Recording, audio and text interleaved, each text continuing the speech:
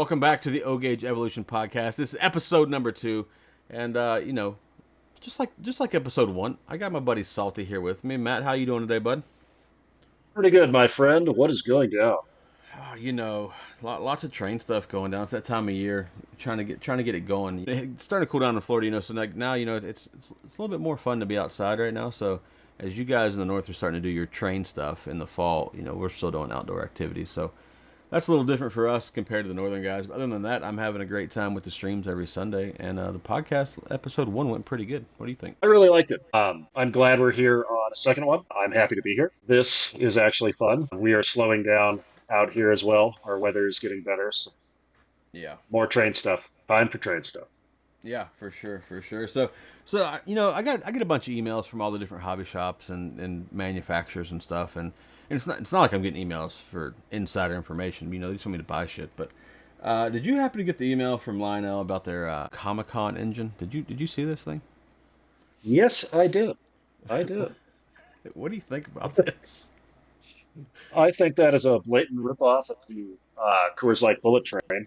Yeah, Um, I got the same vibes when I looked at it. yeah, it just and apparently it's sold out.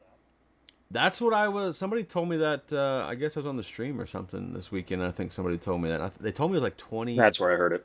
Was it $2,700 or $2,800 or something of that nature? It was not cheap. It was Yeah, not cheap. I was shocked. I was very shocked by this one. Yeah, I was too. I was too. But more power to them. Yeah, If they're yeah. selling it, more power to them. It doesn't. I mean, I may have liked it a little better if it wasn't the Commodore Vanderbilt. I'm obviously no fan of upside down bathtubs, but when they did the last time they did that Chrome engine for the 115th or whatever year anniversary that Chrome birthday It's did was, I liked that one. I liked it a lot better. I just wish they would have made it without their anniversary logo on it. But this one here, man, I do not like this one at all.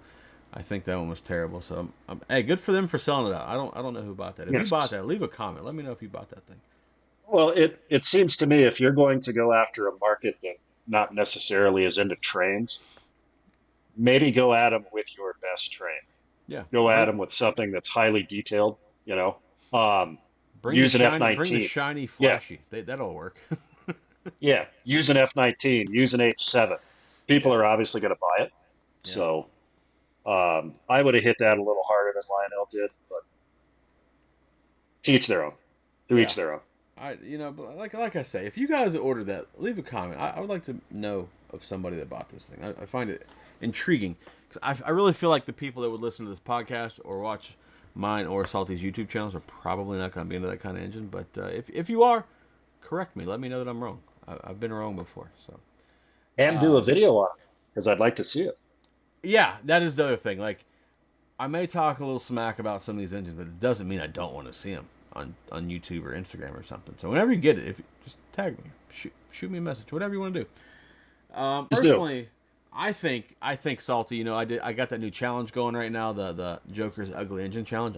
Personally, I think you could put any Commodore Vanderbilt in that. Just a thought.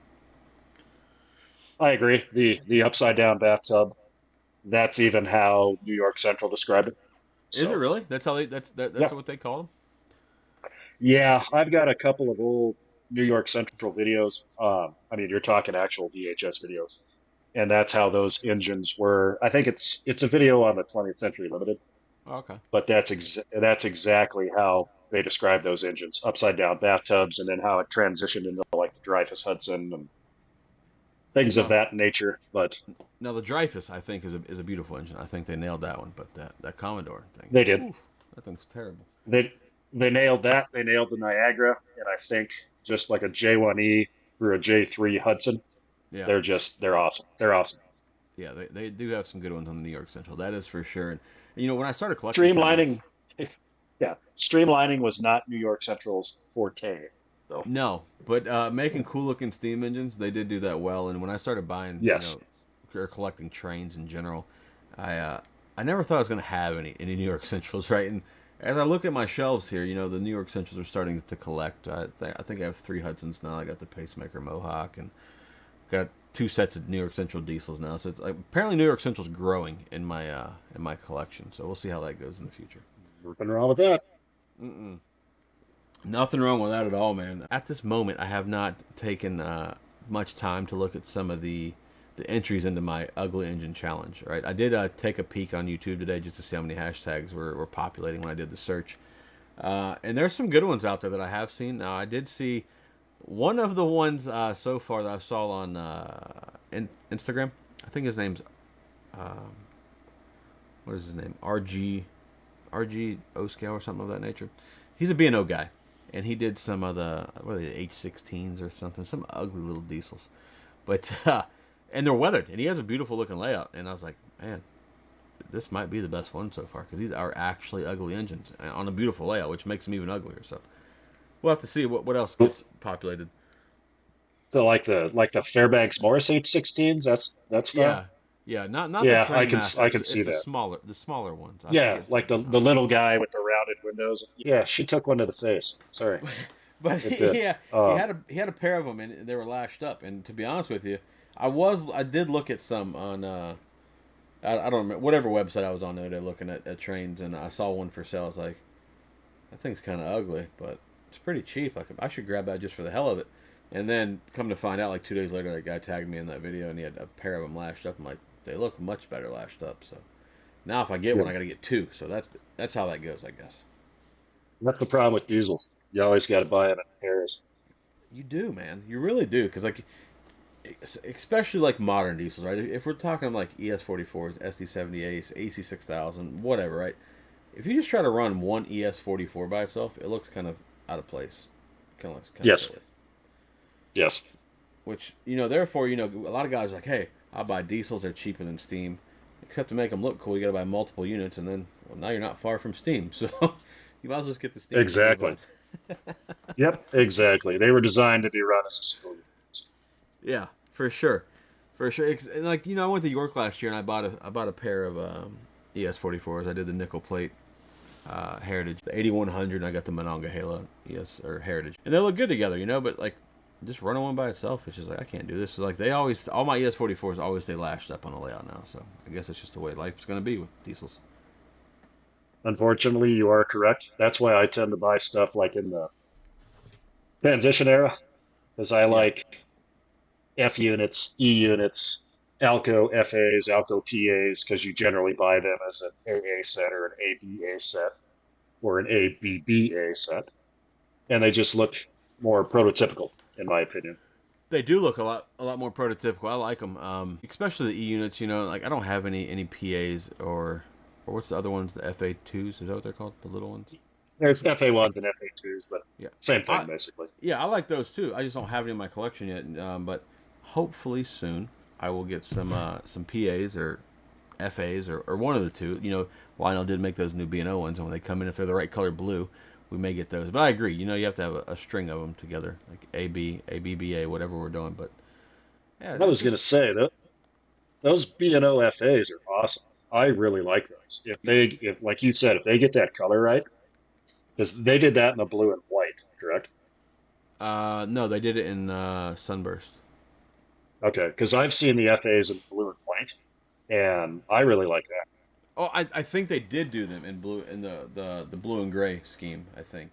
Blue and gray. Uh, I'm sorry. yeah, I thought it you're was white, but you're fine. You're West Coast. We'll let it slide. oh But yeah, no, yeah. I think they did do them in that blue and gray scheme.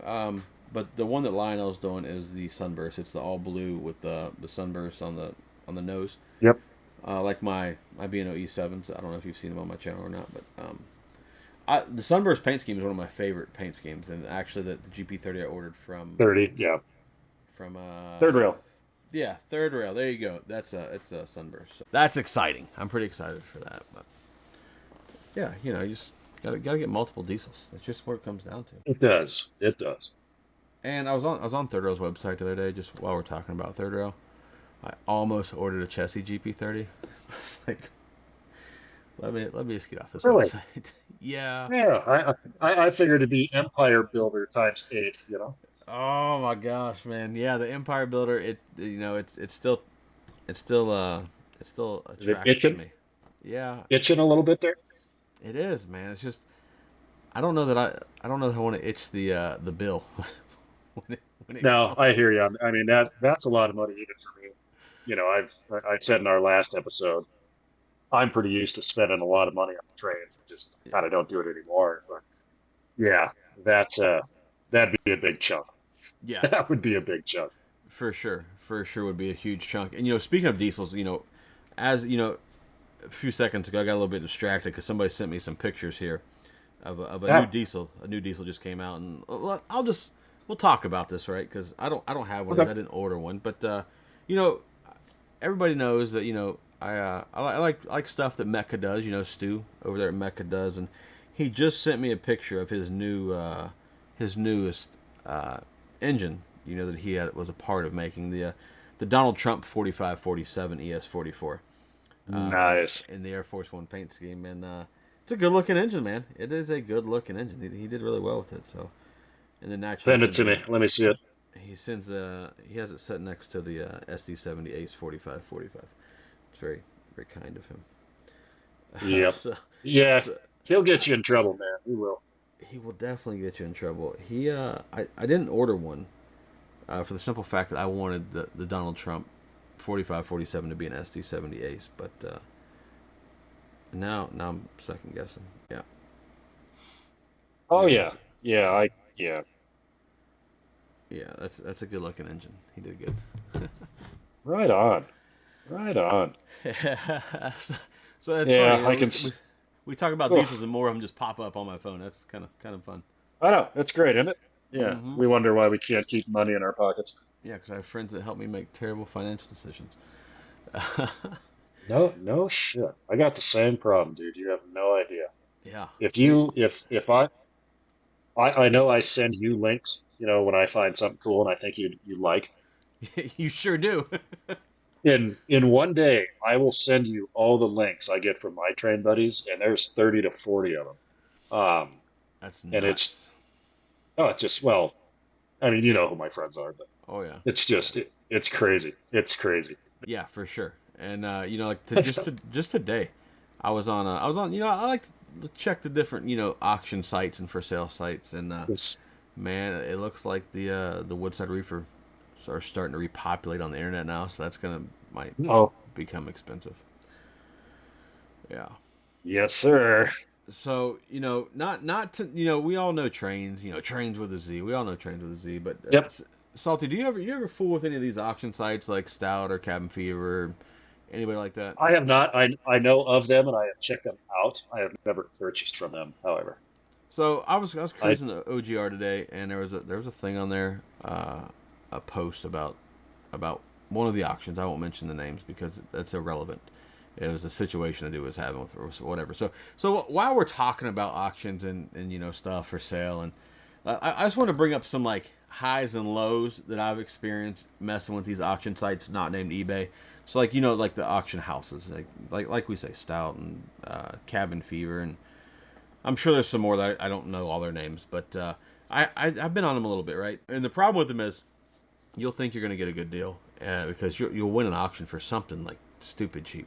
But if you guys are new to these auction sites, or if you're going to start looking into these auction sites because you hear this podcast talking about them, be aware there's a buyer's premium on everything that you buy, and it's terrible. I think it's like 19% or something outrageous, right? whoa. Yeah, it's bad. It is bad. And then they're going to get you for taxes, and then they're going to charge you for shipping, and they are going to do no favor to help you get the lowest shipping possible. So I just No. wanted you guys to be aware. If you're going to fool around these auction sites and you're thinking you get a great deal, just factor in all the fees before you think it's a great Yes. deal. Yes. And everybody out there, seriously, if you want to know what shipping actually costs, I can help you. I Yeah, work for FedEx. yeah, So if you truly want to know what shipping actually costs, I will tell you the best deal out there is Trains with a Z. Their shipping is very affordable. yeah. Their shipping's not bad, man. Like there's a TMCC EM1 on eBay that I've been looking at, and the dude, the price is right. It's cheap, but he's trying to get me for like $76 to ship it. I'm like, Nope. No, no, no.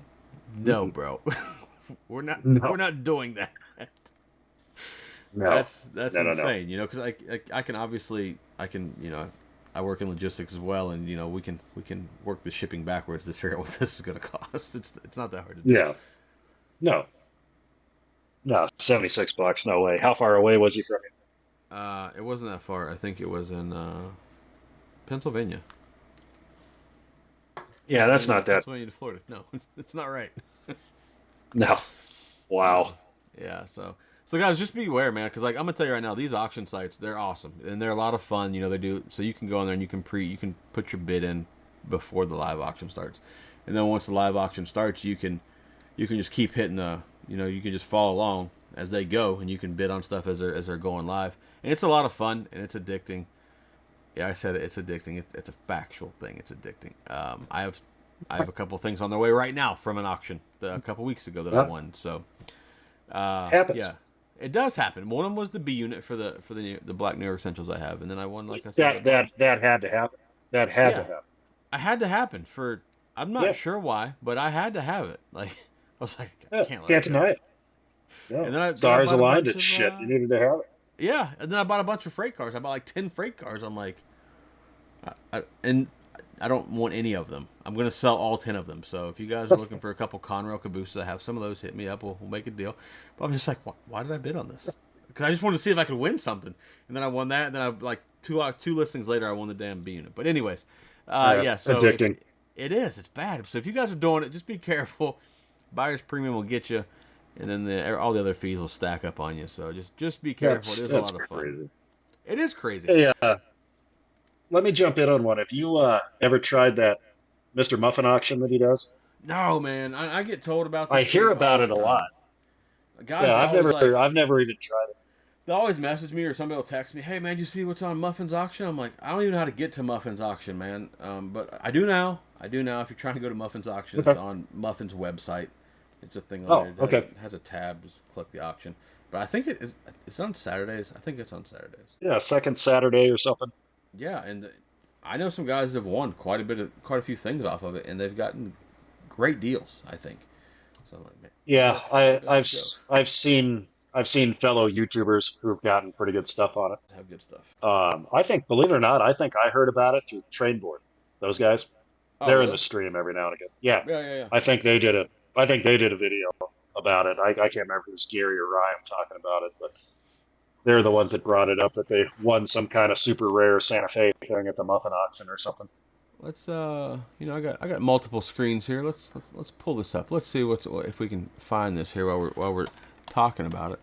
But yeah, I The have first heard a weekend lot might about not it. be there. Mr. Muffin's Trains. I thought it was every Saturday, but I could be completely making that up. Yeah. When you go to his website, right there on the bar with all the tabs, it has auctions. Yeah, there's nothing listed now, so yeah, I'm guessing you were probably right with the second Saturday or whatever. I thought that's what I heard. Yeah, I will have to pay more attention to it. Yeah, we'll touch on our next episode. We'll do it on a second Saturday or something sometime. We can look at it while we're talking. Yeah, we can just be in the auction buying trains or bullshitting about buying trains. Yeah, that's the ultimate O Gauge podcast. We'll buy O Gauge stuff while we're podcasting. So Yeah, there you go. for sure. So Salty, I don't know if we mentioned this in the first episode here about operating systems and different things, but last night on my stream, I had a couple buddies in there that are pretty big Blue Nami guys, and I know Yes, they are. I know you're a conventional guy, and they were spitting some facts and dropping knowledge about Blue Nami last night that was probably over both of our heads, which is Yes, fine. it was. That's why I have friends that do this kind of stuff. But overall, man, I know you're a conventional guy, but overall, give me your thoughts on the Blue Nami deal. Just overall view, like what's your general idea about them? Okay, my overall view on it is it's actually good for our hobby right now. The reason I say that is you've really got what can be a universal control system. I'm not a fan of a cell phone running with a cell phone or even a tablet. I know a lot of guys are okay with it. I'm kind of like everybody else. I like the even though I'm conventional, I have a conventional remote control, and I like the tactile feel of that. I'm used to it. I can hear something going wrong on my layout. I know what button to hit, that type of thing. You know what I mean? The features you get with it is absolutely scary. I mean, what did they say last night? We got 93 whistles. Yeah, something Or that's just 91. on the Steam board. I'm assuming there's probably a pile more on the diesel board, but yeah, something crazy like that, some crazy amount number. I have had experience with DCC type systems. When I was in HO, I had DCC. I actually had what's called, it's, believe it or not, it's the same one that Eric Siegel has. He has that one loop of like ON30 Oh in yeah, his yeah, Colorado room. yeah, yeah. He has a Digitrax Zephyr. That's the same system I used. Okay. When what a decoder can do in DCC, I mean, I won't go into it too much because obviously we're the O gauge guys here. But the amount of stuff you can do to with configuration variables or CVs, I mean, it's nuts. And Blue Nami makes that easier to access. So I think it's a good thing. I don't know if I will ever have an engine with it. I'm pretty sure you will beat me to it. But unfortunately, it's going to be one of those things. Before I met you, I also bought mainly diesels. Mm. And now that is severely changing. That Um, happens. That does happen. it does.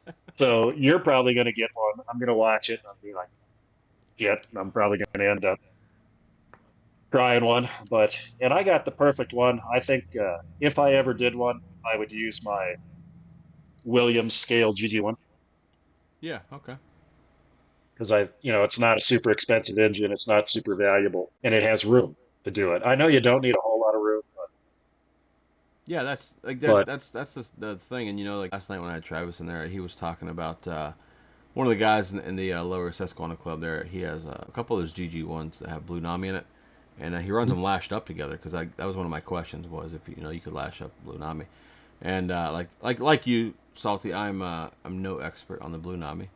Up until recently, I didn't even really want to entertain it. But having friends like Sid and Travis, and then like they're always busting on me a little bit about it, and talking to them and seeing what they can or can't do with it, and I'm like, well, maybe we can sacrifice an engine to try this out. It would be kind of cool just to kind of fool with it. So we'll see how that goes. I know when I go to York, the boys will have some Blue Nami something or other for me to fool around with. So I do look forward to trying to checking it out and kind of seeing what it's all about before I just rule it out completely. well, and like I've talked about in the past, I'm for anything that's good for this hobby.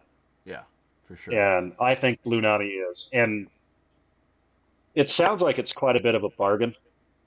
Yeah, I think they told me that the price of the board was like 220 ish somewhere in there. And that's less than a Proto 3 upgrade, right? I believe so. Yeah. And Fid can hook that to existing speakers, things like that, or do you need to use a proprietary speaker? I think you can hook it to existing. I'm pretty sure. Not They were positive. talking. I know they were talking about using certain drivers to trip like smoke effects, and Yeah. he basically can do anything with it. He can do whistle steam. He can do team chest. He can do.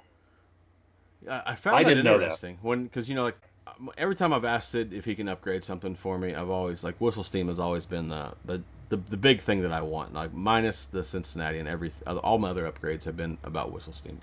So when he said he can get whistle steam to work with the Blue Nami, I'm like, well hell, you might get me to do one now, but. Yeah, it is quite impressive, and just the different amount of sounds that it has already pre-programmed in it, I thought was pretty cool. But like you, I'm not a big fan of the running off of a cell phone or a tablet or whatever. But I don't know, man. We may have to give it a shot and see how it goes. Yeah, maybe. I know it's got like a feedback feature, so like you can feel notches in the throttle and everything when you're increasing it. There's a Oh, mode you can, yeah, there's a mode you can hit in the app. I believe I heard Johnny from Onimus. He had mentioned that, but and this wasn't even when they were talking to the guy from Soundtracks. It was one of their other podcasts. But yeah, apparently, I mean, I have to look at the app, see it, but apparently there's a button you can hit where you will feel every input you put into either the tablet or the phone. that's pretty cool.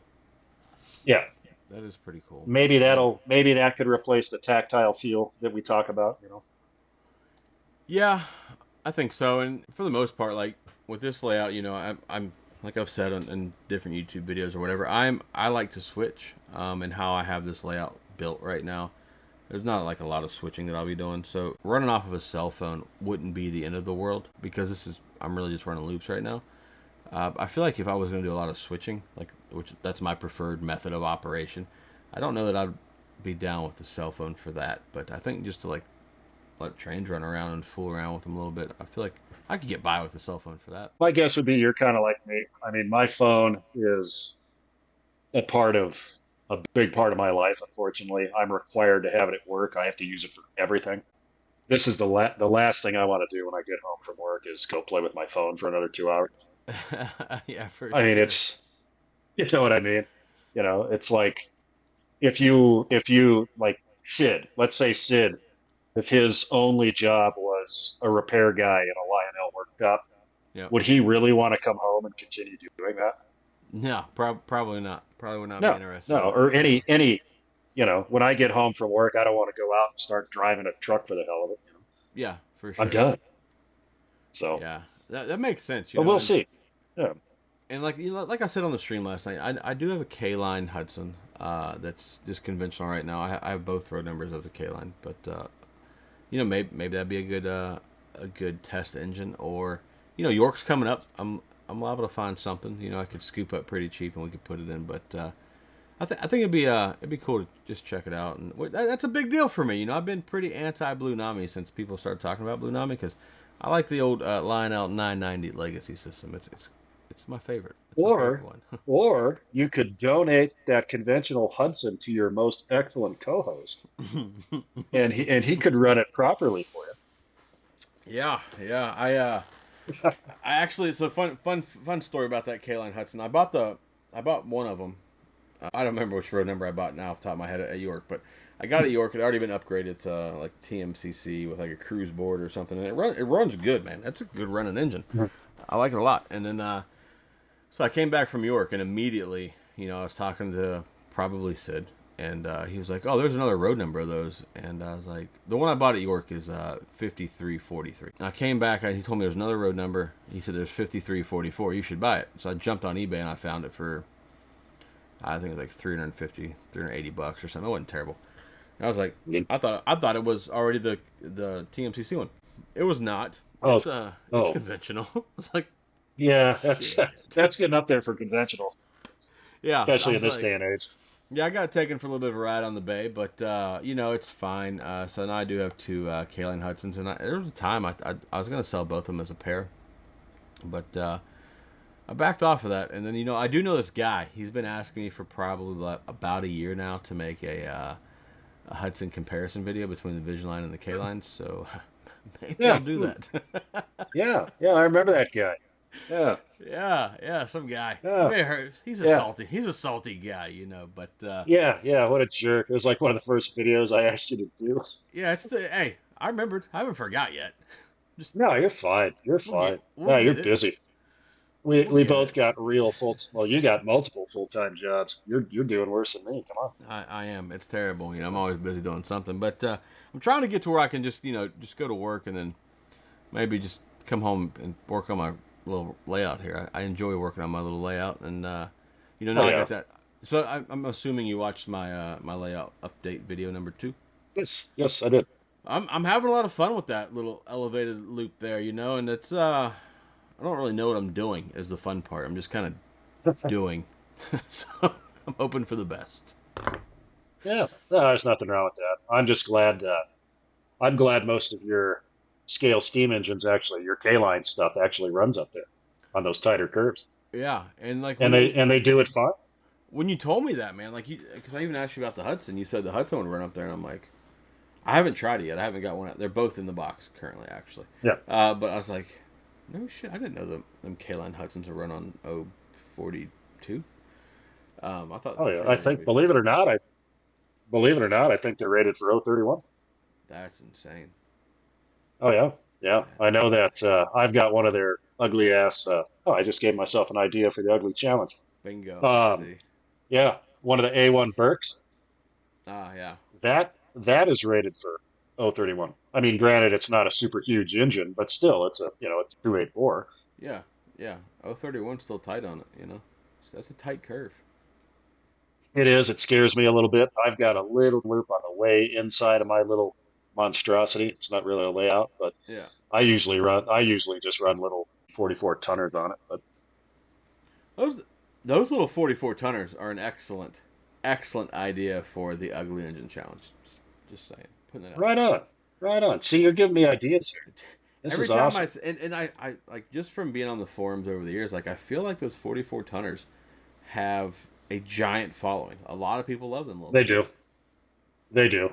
I have They no do. idea why. I've yet to figure this out, but yeah, it has a big following. Well, I'll really make you laugh. So our Eminem podcast guys, Mm-hmm. John Schwartz, Mm-hmm. he was talking about one of his favorite engines right now, and he even said this in the last podcast, is the Williams GE 70-ton switcher. Oh wow. Oh wow. And I have one. I mean, I'll send you a picture of one. I don't see it. I mean, It's it's a just neat little thing, it's just a bigger but version of the 44 tonner, right? no, it's a rear cab switcher. Oh, I got It looks more like an S1 or SW 1200, that type of thing, but you. Yeah. it's very tiny. Mm-hmm. And I even got it. You can get it in Tropicana. No I got shit. it. Yeah, yeah. I actually got it in the best looking paint scheme. It's Southern Pacific Tiger Stripe. But Okay. yeah, I'll send you a pic. I'll try to send you a pic tonight. It's I they're had no idea that they made Tropicana switchers. I didn't know anybody did those. I don't know if Williams offers it anymore. It's basically when Bachmann took over or whatever, when they started making their own scale engines, the Williams by Bachmann brand, like their own proprietary tooling, they Mm-hmm. basically took HO models and made them O gauge. So that's where the 44 tonner came from. That was actually an HO Spectrum model and an N scale model. Oh, And the 70 tonner is also based on an HO model. They are nice. They're 100% scale. They're not exactly what you and me would call robust. But they're heavy. They got good weight. They got die-cast chassis, dual motors, but plastic handrails, which I yeah, really think have no place in O gauge. yeah, I agree. 100% agree. That's an HO thing to me. Or old Weaver was plastic handrail before they were dual motor when they were single horizontal motor. Not the best quality, even though they Yeah, were 100% made in USA. Not the best quality. yeah. It's not my type of deal. I try to stay on No. the higher end of the side of the hobby here. Um, Yes, me as well. Me as well. but that is funny that Neat. is his that's one of his favorite engines, and I 100% can Yeah, see I that thought it from was on John. John knows a lot about trains, and John he will surprise me. Um, he'll just hit me with some random engine sometimes. I'm like, all right, bro, wherever you came up with that, I have there. no idea. Yeah, I've watched a couple of his videos in the past, and I know he likes that A2 Burt, the one that I'm not a huge fan of, Mm-hmm. but the you have those Santa Fe DL 109s. Well, Yeah, there was a real rare New Haven in like a red color, is that the one they call the and cranberry? he has that one, and I'd never even heard of it. I know prototypical stuff pretty well, and I had never seen that engine ever, and it's gorgeous. I mean, it really is, but Yeah, yeah, he's got a buddy of interesting mine was taste. selling them. A buddy of mine had the New Haven. He had the engine and the matching cars. He was trying to sell me a couple years ago, maybe now. But I didn't. I was like, I have one DL 109. I don't need multiple of these albatrosses. No, no, that'd be good for the ugly challenge too.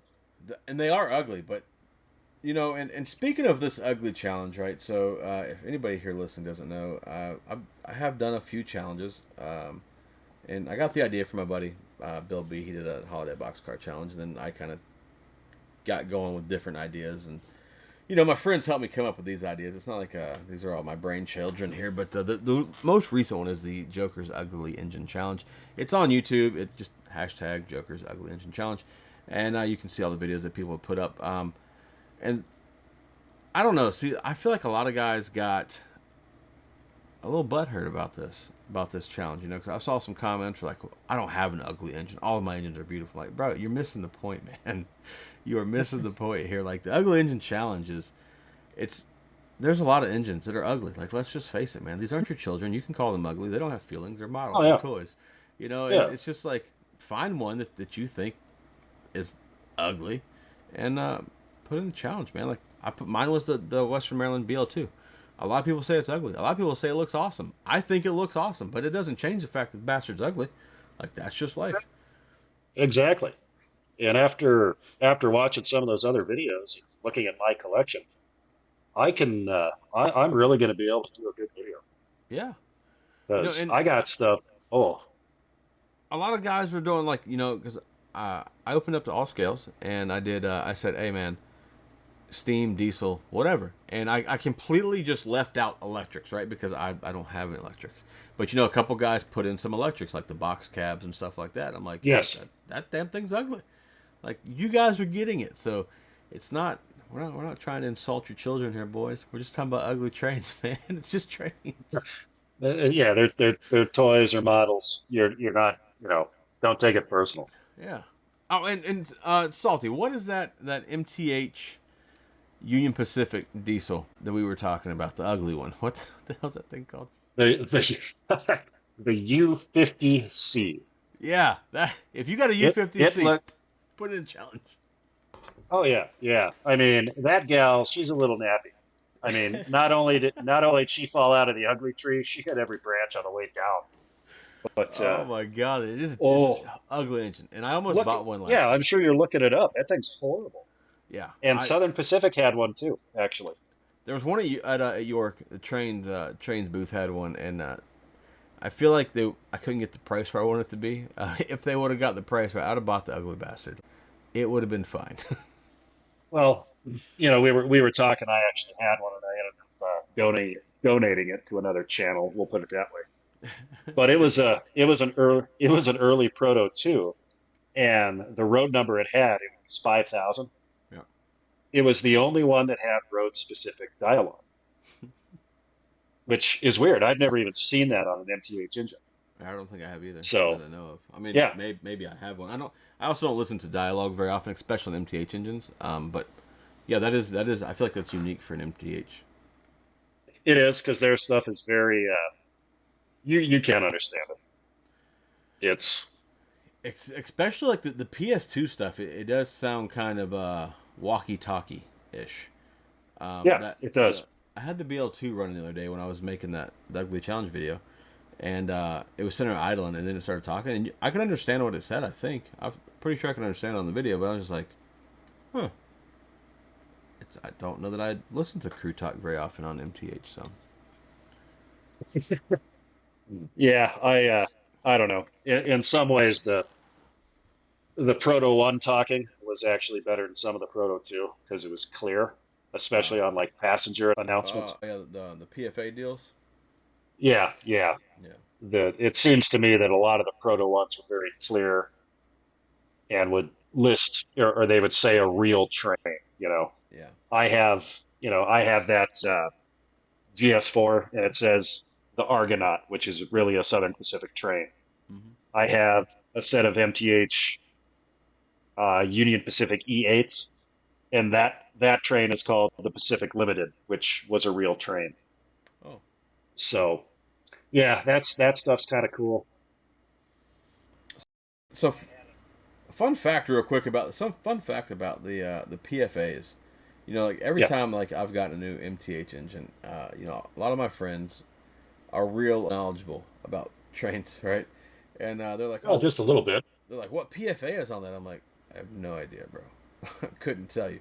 I don't fool with it very much, but yeah, some of my friends they are That's funny, knowledgeable on like what PFA is on what different road number and stuff, and I'm like, you guys are doing better than me, boys. I just run them around, blow the whistle a little bit.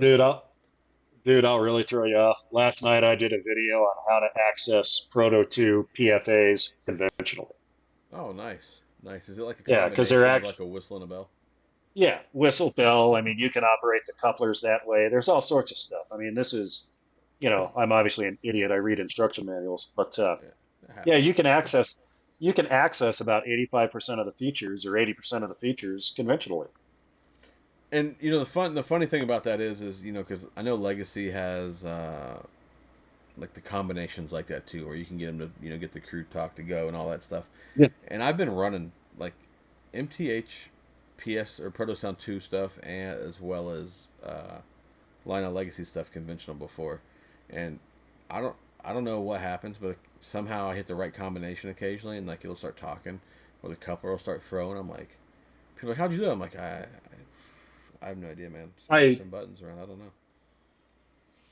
I think you can do that in Legacy. I don't know if TMCC lets you do anything traditional wise or conventional because Yeah, I've owned multiple TMCC engines for 20 plus years, 30 years now, and I've never got a coupler to fire. it might be the legacy thing because the ones that like, I am referring to are all legacy ones, like the Yeah. Beano Mikado that I have. I was doing it with conventional one time, and the shark nose Beano sharks I have. Speaking of which, I See? should get those Don't out of the box. Yeah. I was gonna say, don't tell me that shit. Now I'm gonna go buy a Legacy engine because I know I can access all this stuff. You sure can, bud. Great. If you need help finding some, just let me know. I'm more than willing to help. I'm here to help find engines for you to buy. Well, you've got one of those train shows coming up, so there you go.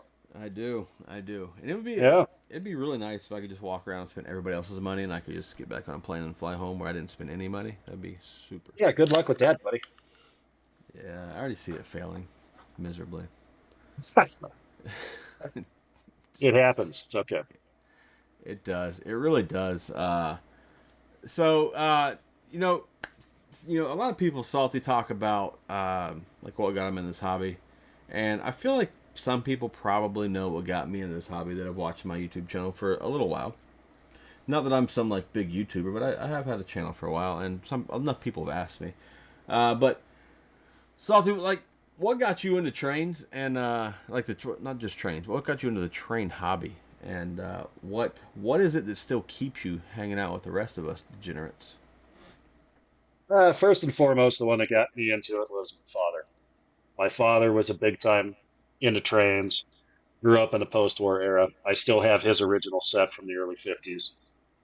His ZW transformer is actually still on my layout in daily use. It runs my two inner loops. Nice. But yeah, for the most part, and I've always been a very mechanical person.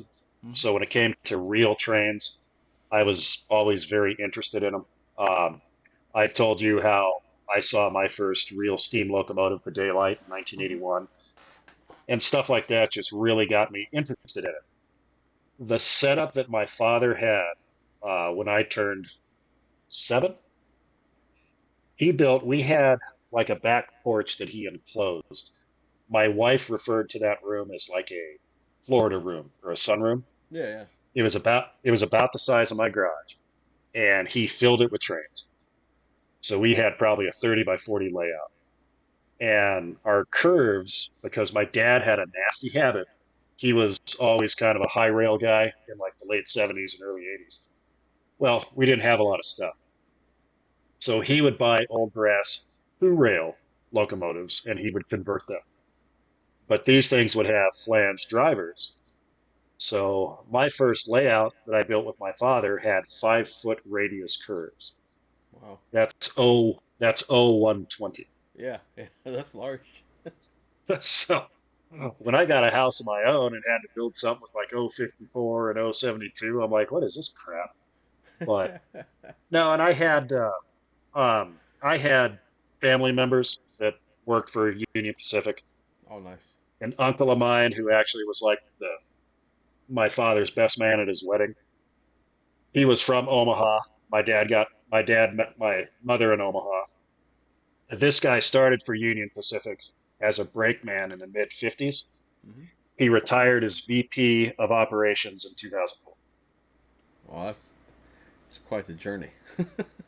If you look at the thumbnail or the symbol for my panel, you will notice that that is a very young Salty on the engineer side of a Union Pacific SD 40-2, Oh, nice. and I operated that locomotive that day.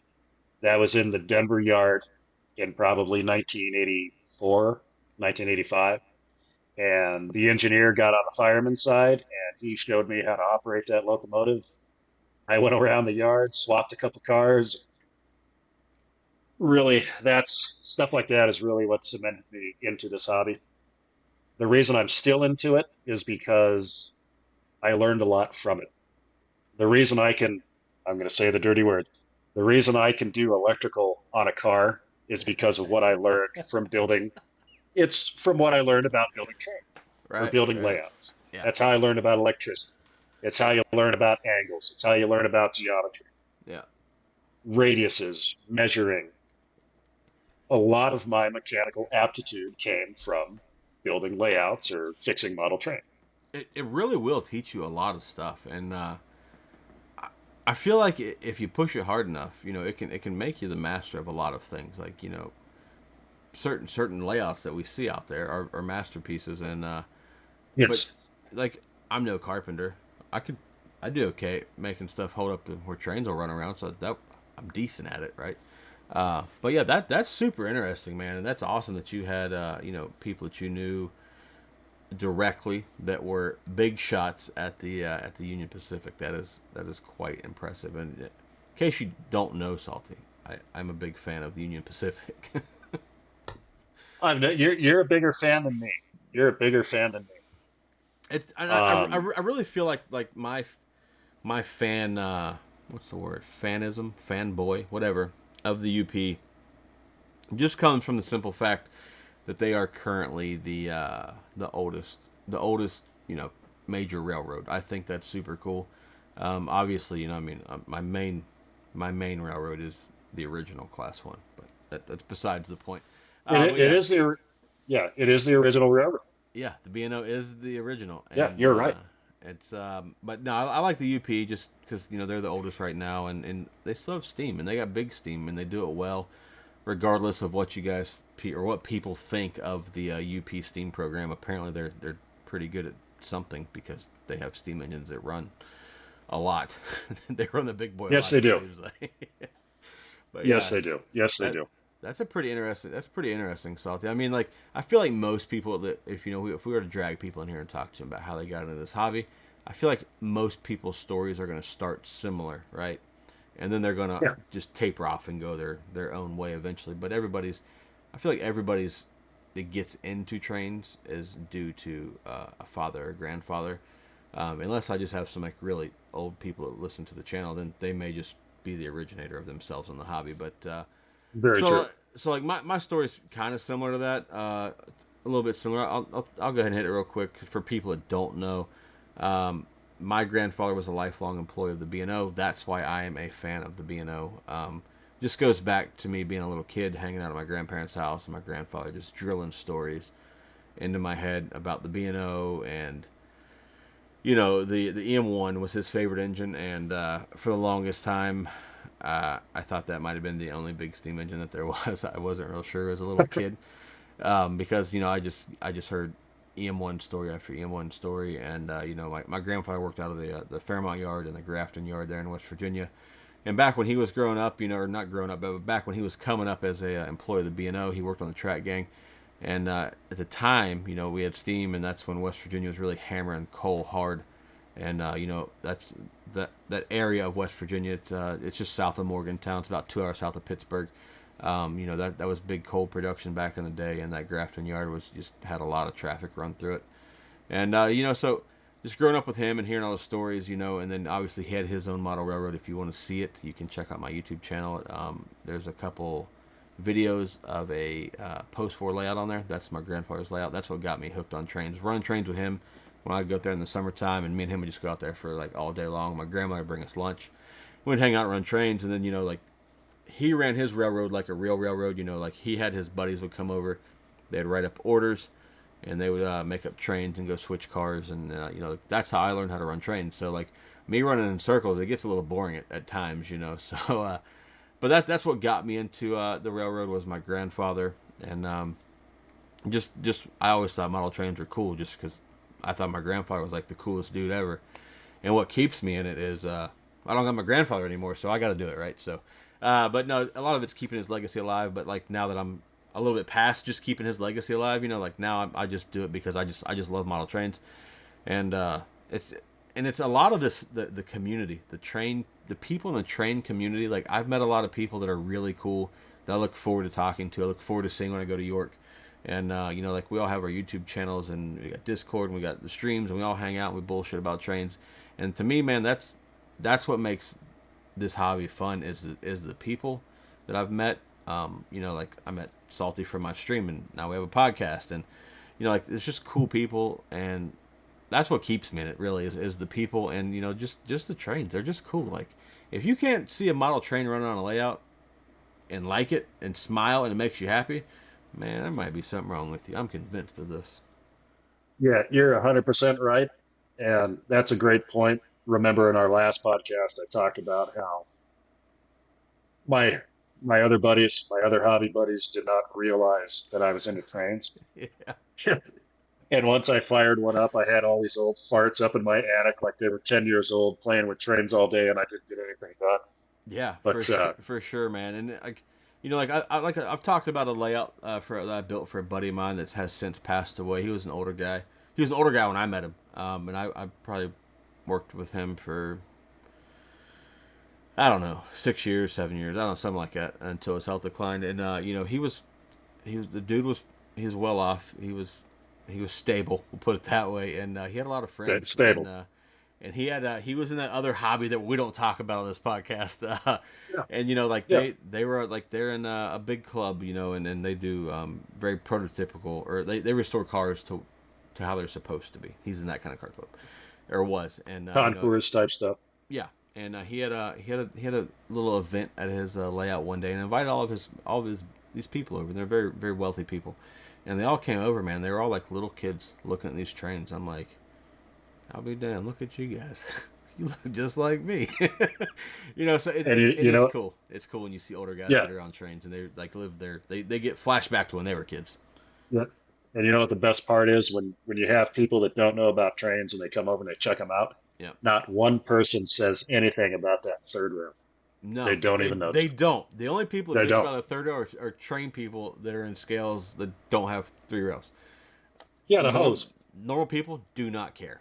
They don't care, Yeah. man. They just see trains No. and they see the smoke and the sounds and everything, and it's cool. It's just a cool thing, and I don't know. I tried, to get people into trains, and you can usually get them very interested in trains pretty easily, right until they see price tags. Then it goes out the window. You're right. You're right. But it's hard to get somebody new into it, especially now.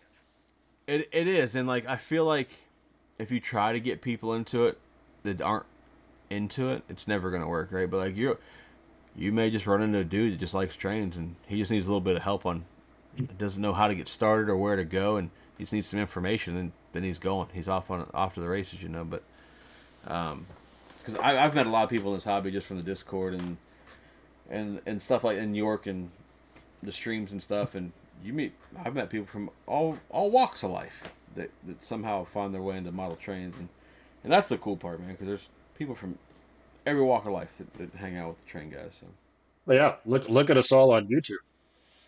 I mean, you want to talk about a motley crew.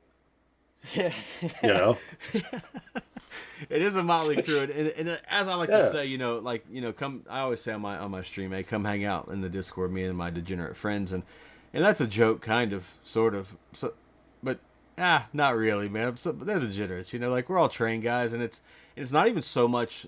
I thought about this the other day, and it's not even so much as just a hobby. Like it is a hobby, but it becomes like a habit, at some point, where you're just like you're It does. always looking for the next engine you're trying to buy, or you start this collection. Like you might watch this guy on YouTube that collects Woodside reefers from Atlas, and he makes videos yeah, about yeah. it. Thanks. And then like all these other guys start buying them, and like now there's a habit of guys buying Woodside reefers. That's the enjoyable part. That's the part I find the most fun. Yep. My first TCA custom run was Atlas Woodside Reefers. So Oh, speaking of Atlas Woodside reefers, I know you like the Tivoli beer reefer that I got you hooked on. yes, There's yes. there's another one on trains right now. It might be a different road number if you want another. I know. I saw it. And it's about half the. That was the most expensive freight car I ever bought. But it's one of those things you had to have it. hmm And I won't lie. I paid over $100 for it. Public Delivery Track had it brand new in a box. Even So, better. I mean, Even better. I cut all the tape off and everything. I mean, that son bitch was brand new, and So, I had to like, do it. while we're talking about Woodside reefers, Salty, a Yeah. lot of times when I buy Woodside reefers from trains, I have to cut the tape to open the plastic on. They've never been opened. I'm like, who buys these and never opens them? What are you doing? Well, I have one that's like that. Really? And I found a different row number in Coors, Oh, and I actually bought it on trades, and it said like new. It was like $64. oh wow. When I got it, it was NIB, tape on it, the whole 9 yards. So I Wow. never opened it. It sits on my workbench. See, you're better than me, Salty. I would have been like, where's the knife? So I Let got me another cut one. this. Yeah, I got another one. And the one that I have that's brand new is really cool. It's one of the later runs because you flip the box over on the back and it's got the Coors license on it. Oh, that is cool. That is cool.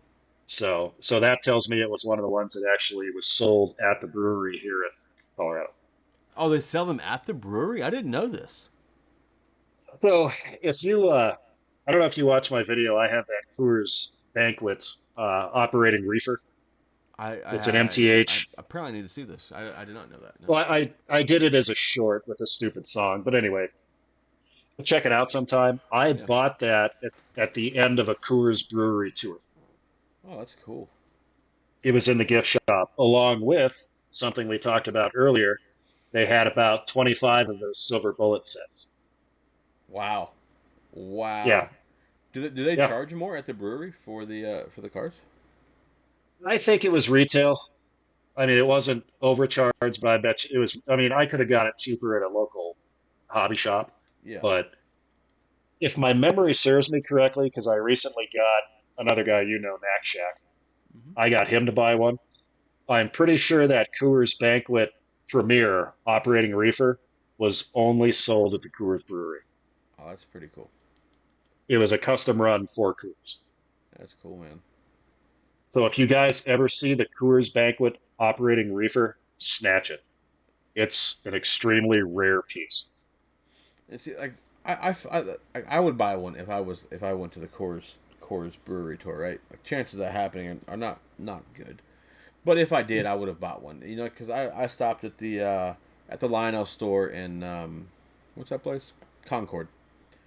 Oh, Which Carolina, whatever, North Yeah, Carolina. well, yeah, that's when it was still right across the street from the Charlotte NASCAR track. They've since moved the retail store to I guess it's in the mall somewhere there or whatever. I don't know where it's at now, but I I've stopped never there. been to that state. I stopped there on my travels, and it was cool, like to go to the Lionel store. And I already knew I wasn't going to get a deal. Like I knew everything there was going to be full price, and I bought a Detroit and Mackinac. Mackinac. I call it Mackinac. They say Mackinac, but yeah, well, Well, you know what I'm Mackinac talking. sounds better. It's how it's Yeah, I know spelled. exactly what you're It's how it's talking. spelled. I don't know how they do things in Michigan, but yeah, I bought one of those cars there because I just thought it looked cool, and it was like I think it was like $90 at the time, which is cheap for Lionel box cars now. But at any rate, I was like, I'm gonna buy this just because I'm at the Lionel store. Like, how often am I gonna get to buy something from the Lionel store? But yeah, it was like where that place was.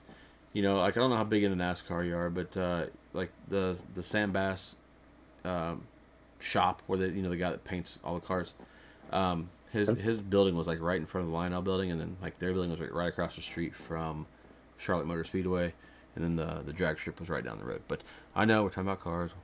Easy up, boys. Easy up. This is pertinent to trains.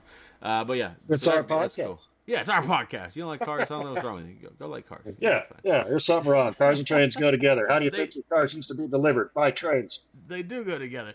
But I thought that Still, was cool. So if I ever get to a brewery out there and they still have Coors cars, I would get one. Seems like a yeah, logical idea.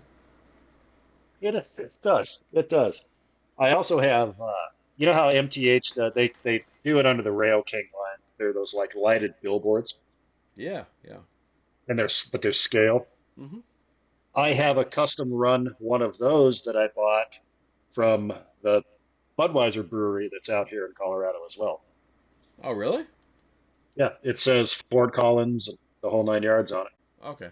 Little bit north of the metro area here. Oh, okay. So So that's like in between Denver and like Cheyenne. Cheyenne, yes sir, yes sir. So it's the last kind of major city before you hit Wyoming because Wyoming doesn't have any major cities. But Yeah, I know. We'll talk about real trains for a minute. Back okay, several years back, we'll call it 10 years ago, the UP was like giving out cash bonuses for new hires, and I was like, I'll go work for the UP. This sounds like a great idea. And so I applied, and then they gave me this online test, and they gave me another one. Then they wanted me to fly to Cheyenne. I was like, I'm pretty sure if I fly to Cheyenne, I'm gonna get hired. So it's like, do I really Yeah. want to do this? And at the time, I looked some things up, and the railroad likes to furlough people and then like move you around a lot. And I was like, Yes. this is more of a young man's game. And at the time, I was Yes. probably like 31 or something like that. I was like, maybe I should leave this alone. So I left it alone. But I thought it was pretty cool that I got to go through a little bit of the process, and they wanted me to fly out there and do like an in-person interview. So I just realized I was Yeah. a little too old for that. You'd be amazed how close Cheyenne actually is to Denver. Yeah, it's like an hour, right? Yeah. Well, if I have my daughter drive, it's like 45 minutes. But a normal person takes Yeah, about an hour. But it's pretty cool. I mean, I've done that Steam Days or whatever they've done. I've done that multiple times in the past. But yeah. I mean, That I that was can't. my draw for like because they had a bunch of openings for different yards, and I put in for Cheyenne. And I'm like, well, that's where the steam shops are. That's where I want to go, and so that would have been cool. It would have been super cool. But I was like, man, I don't want to get furloughed and have to move all the time. Like this seems like a terrible idea. Well, I'm going to be honest with you here. So I sent you some videos not that long ago, but Hmm.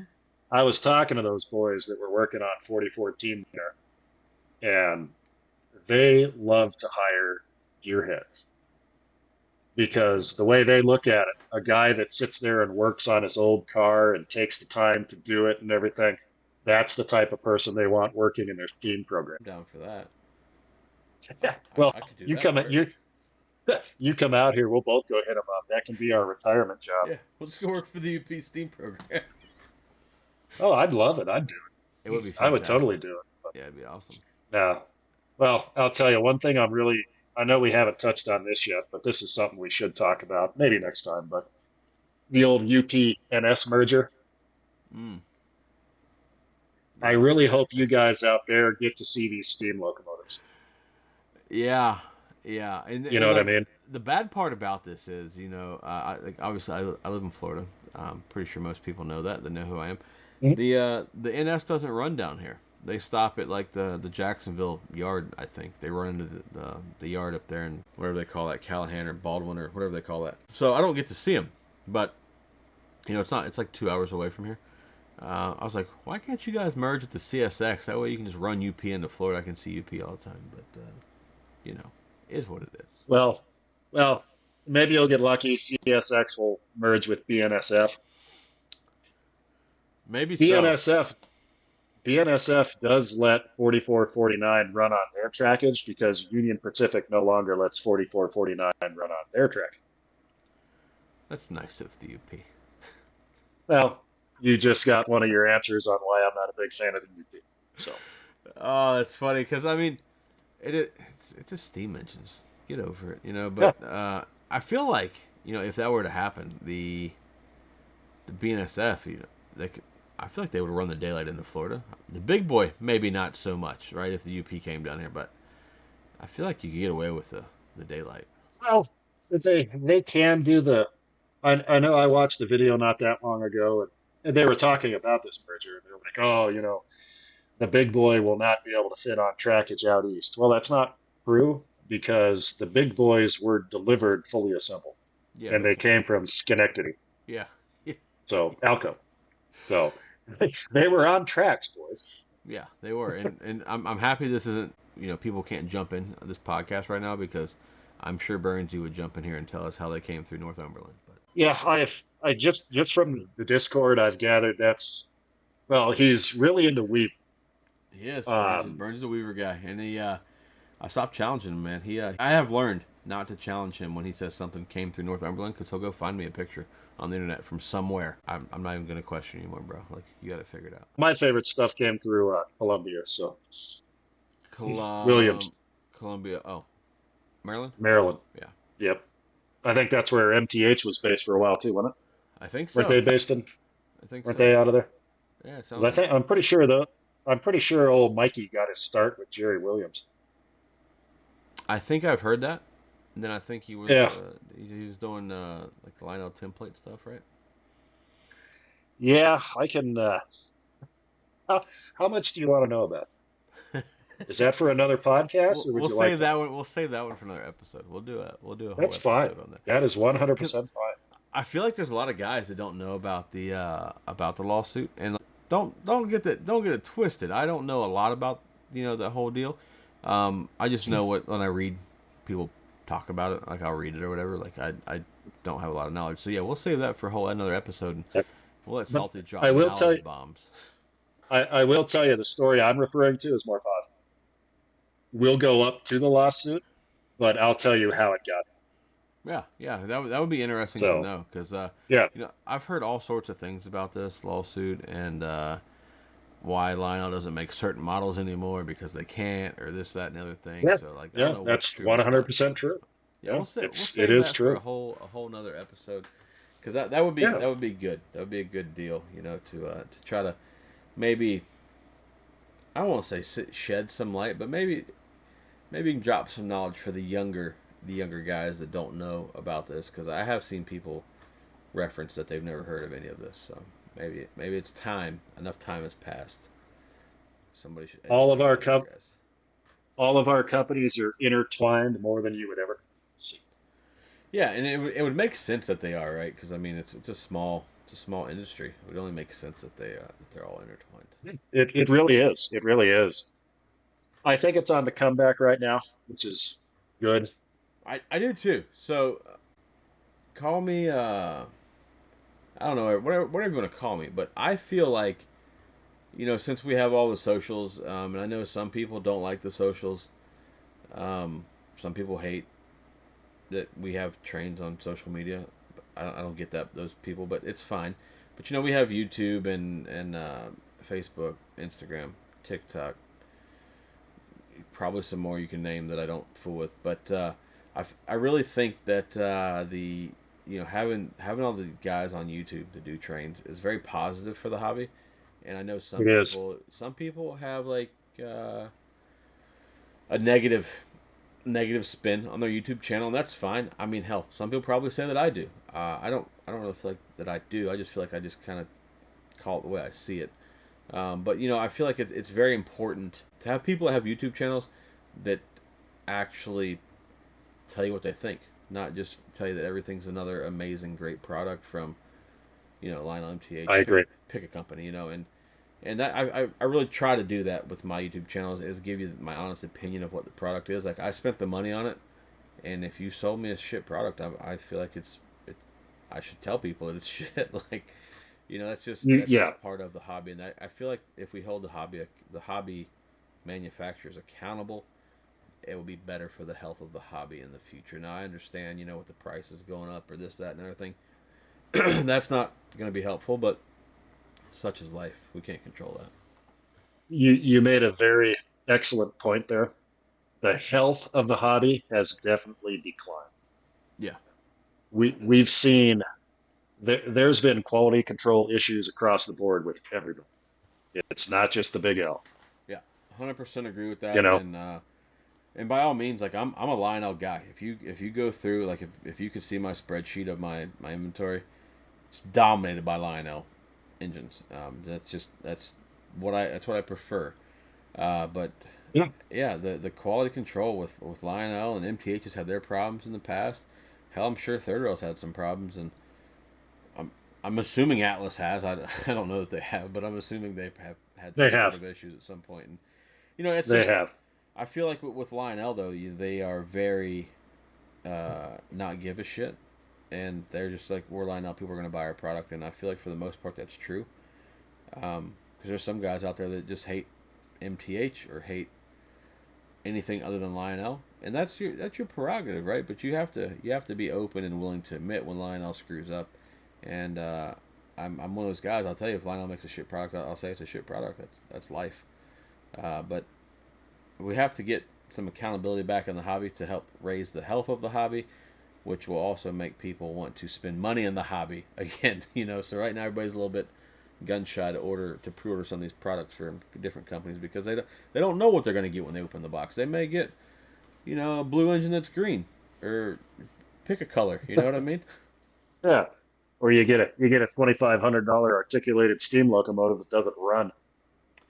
That is problematic. That is problematic. I And that might be a turnoff for somebody, you know. Yeah, I kind of had one of those. You know, my the engine sitting right next to me actually, the Vigiline Class A.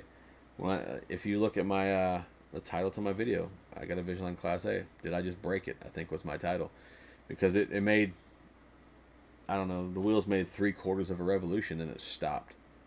And at the time when I got that engine, I was very disappointed in the hobby itself at the time, which for whatever reason that was, I can't remember what the hell I was pissed off about with trains at the time, but I just backed it up and just turned a little red wheel on the old cab 2 there and let it eat.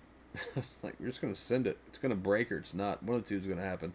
And it still runs fine, so I guess it didn't break. Yeah, something was bound up, but no, actually, your video is what I was referring to. Yeah. So, because I remember that. Yeah, I figured Yeah, that's the video that's, you were talking about, and like I'm a big fan and promoter of the Vision Line product line, or I was. I'm not such a fan nor promoter of them currently.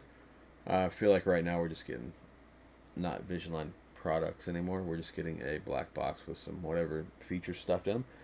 But at the time when that Class A came out, I was a very big fan of the product line, and yeah, that one did perturb me a little bit that it had issues, because all of my other Vision Lines I've ever bought have been trouble free. Everyone that I've ever nominal. owned, yeah. I also don't own a Vision Line CC2, so I couldn't say that if I did. But Yeah, I understand that's not your favorite locomotive. I'm gonna do a shameless plug real quick, Salty. Yeah, go ahead. Before we wrap this up, man. So if you guys have not joined my Discord, feel free. Follow the link, join the Discord. We're up to like 217 members now. Some of your favorite YouTubers are in there, so come hang out in the Discord. It is a good time for sure. We got buy and sell, and we actually have people that offer advice and try to help you with your layout too. Like, it's not just nonsense all the time. But join the Discord. It's a growing community, and like other people promote their Discords as a safe space. We don't use those terms, so if you're one of those guys, come hang out with us. What's a safe space? I don't know, never been to one. Oh, Oh man, it's good. That is good. But yeah, that's awesome. Salty, you got any closing thoughts before we get out of here? No, we covered everything. Like I said, I'm just glad to be back for episode 2 here. This Absolutely, is man. this is a Absolutely. good this was a good conversation this time. I had fun. Yeah, it's fun, and like I've said in the past, in the past, like the past one episode that we did, we're gonna keep bringing you some, some. We're gonna bring the best content that we're capable of, between the two of us, Yes. and so we hope you guys will make sure you follow us on Spotify and check out all of our new episodes. And I know some of you guys have been asking me, or I've seen you post it in streams or wherever you posted it in, because apparently I can't remember where anybody posts anything. But I've seen the question asked, what is our schedule that we're going to release podcasts? We don't know yet. We're still working on that. We have an idea, sort of, roughly. But we will get that ironed out somewhere here in the future. This is only episode 2, man. We haven't got all the details locked in yet. But I hope you guys keep tuning in for every episode that we put out. And Salty, can tell the boys where they can find you at. As always, you can find me on YouTube. Just look up Uncle Salty. Like I said in the past, there's a whole lot of us out there. And Yeah. if you really need to get a hold of me, go through Discord. I check Discord multiple times throughout the day. YouTube, I'll probably see quicker, but either one of those two are the best 2 ways to do it. Other than that, I'm not very active on social media, so sorry. Yeah, I have found that, since, I started this Discord and it's been growing, I check Discord a lot now, because I turned my notifications off. So if you're trying to get a hold of me on Discord, just wait. I'll eventually check it again and I'll answer you. But I don't have time for my Exactly what I phone. My phone battery doesn't need to die by like 9:30 in the morning. All right, like, we don't need that in my life.